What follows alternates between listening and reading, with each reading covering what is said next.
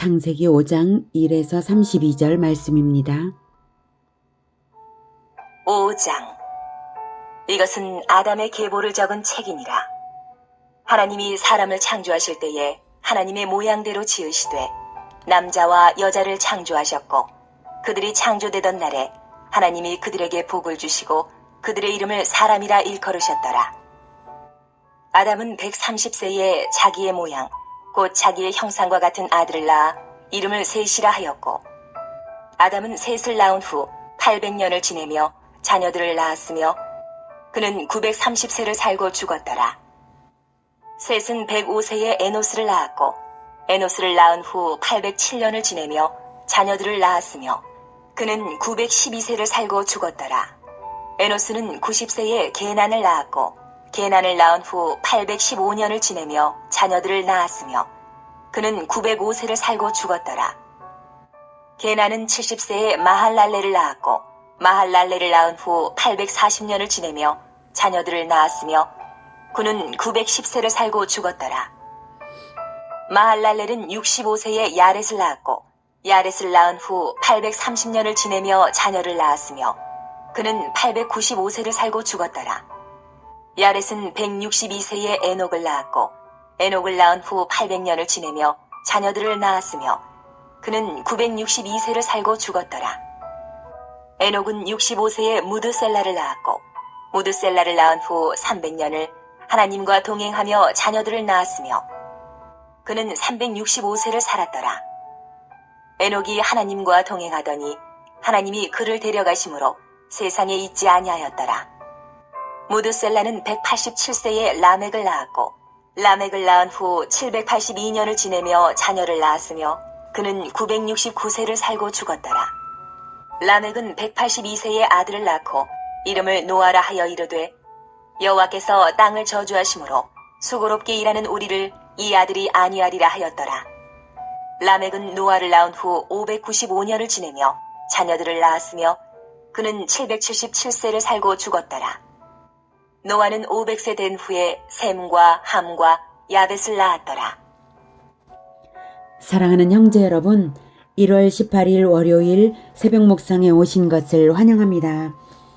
하나님은 여자아이의 후손이 마귀의 머리를 밟을 것을 선언하셨고, 그것은 믿는 자에게는 구원의 언약입니다. 하나님을 믿는다는 것의 핵심은 바로 언약을 믿는다는 것이죠. 그리고 구원의 첫 언약이 바로 여자의 후손 언약입니다. 여자의 후손이 마귀의 머리를 밟을 것이다. 마귀를 멸할 그리스도를 예언한 것이고 언약입니다. 창세기 4장에서는 믿지 않는 자들의 계보가 문명은 발달시킬지라도 범죄 또한 심오화된다는 것을 보았고, 믿는 자의 계보는 예배의 공동체를 탄생시키는 것을 보았습니다. 믿지 않는 자들의 계보는 가인의 계보이고, 믿는 자의 계보는 셋의 계보입니다. 오늘 5장에서는 셋의 계보를 나열하고 있는데요. 먼저 알아두실 것은 성경의 계보는 모든 사람의 이름을 다 기록한 것이 아니라 구속사의 중요한 인물을 중심으로 기록했다는 점입니다. 구속사란 그리스도를 중심으로 하는 하나님의 구원 역사를 말하고요. 구속사의 중요 인물을 중심으로 계보를 보여준다는 것은 창세기 5장에서라면 노아가 중요 인물입니다. 맨 마지막에 등장하는 노아가 중요 인물인 이유는 이어지는 6, 7, 8장 홍수 사건의 중심 인물이면서 홍수 후에 인류의 시조가 되기 때문입니다.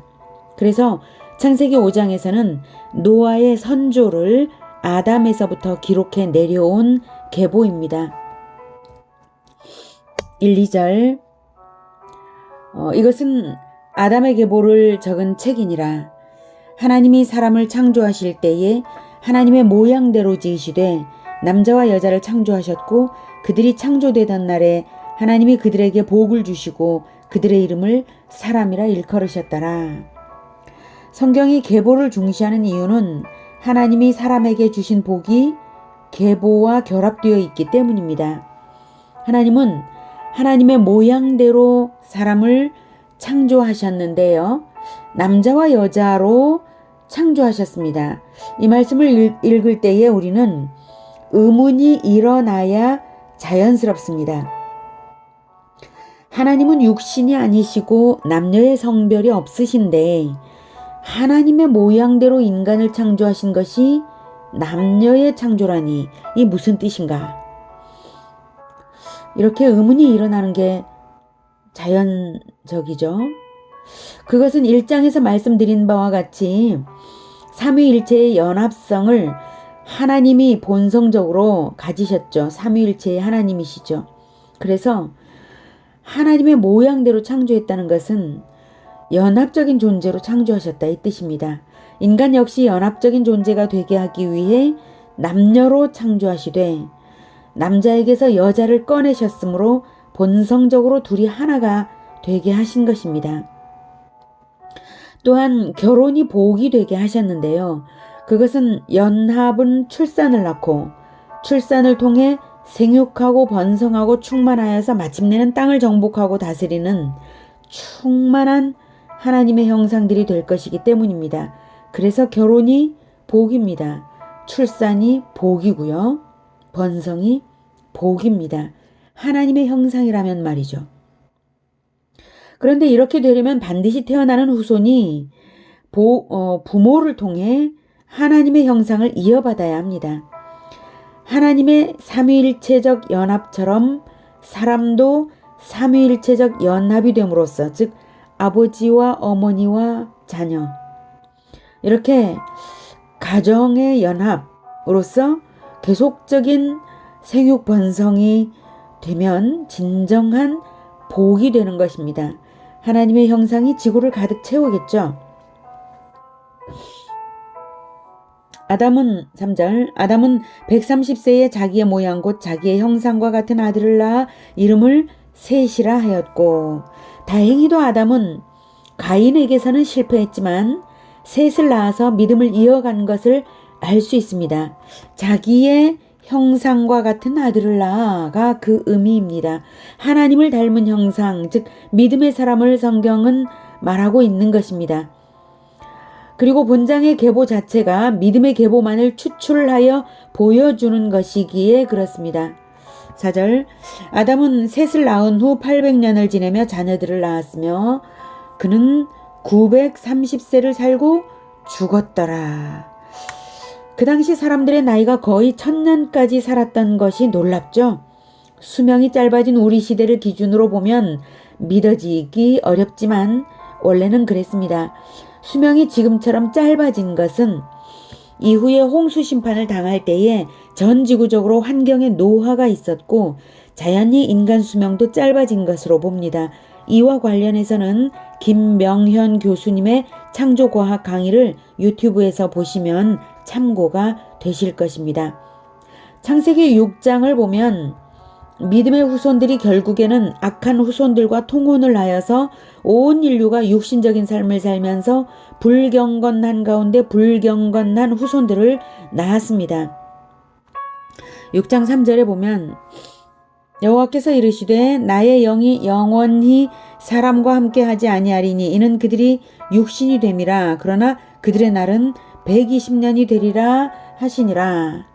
이렇게 불경건한 후손들이 태어나다가 결국 믿음의 사람이 노아 단 한 사람만 남았을 때에 홍수 심판을 당하게 되었습니다.